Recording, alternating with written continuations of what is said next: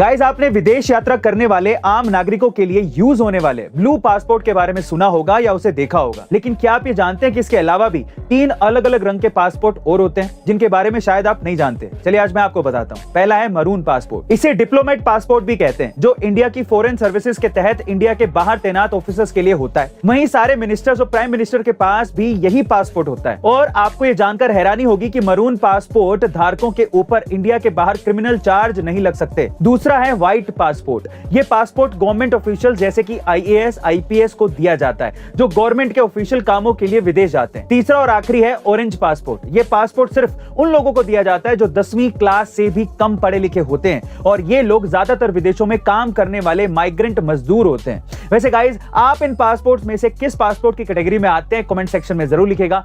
Public speaking का डर है, ये एक्चुअली पब्लिक का डर नहीं है। बहुत लोगों को लगता है कि पब्लिक के सामने बोलना मतलब स्टेज फियर बोलते हैं उसे, पब्लिक स्पीकिंग का डर बोलते हैं, but it is not public speaking.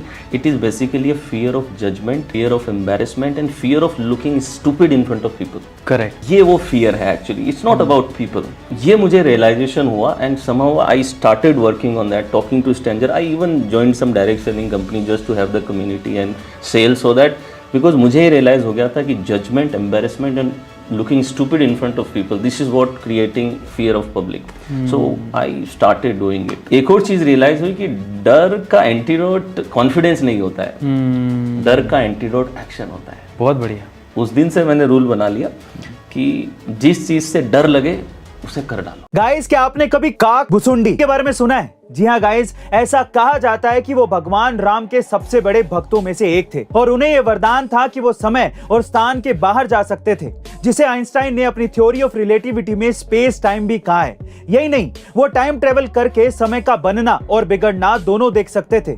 इसलिए ये भी कहा जाता है कि उन्होंने रामायण को 11 बार और महाभारत को 16 बार घटित होते देखा था, जिसमें उन्होंने हर बार कुछ ना कुछ अलग ही देखा था।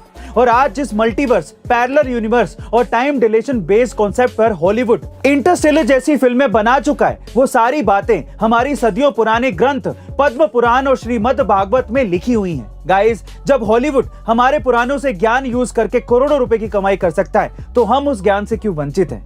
गाइस, इसके बारे में आपका क्या ख्याल है कमेंट सेक्शन में जरूर लिखिएगा।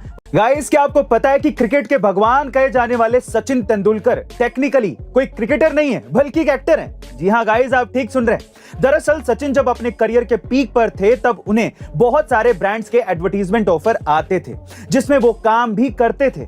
वहीं वो इस बात से भी अच्छी तरह से वाकिफ थे कि इंडिया में एक आर्टिस्ट को क्रिकेटर की तुलना में कम इनकम टैक्स भरना पड़ता है।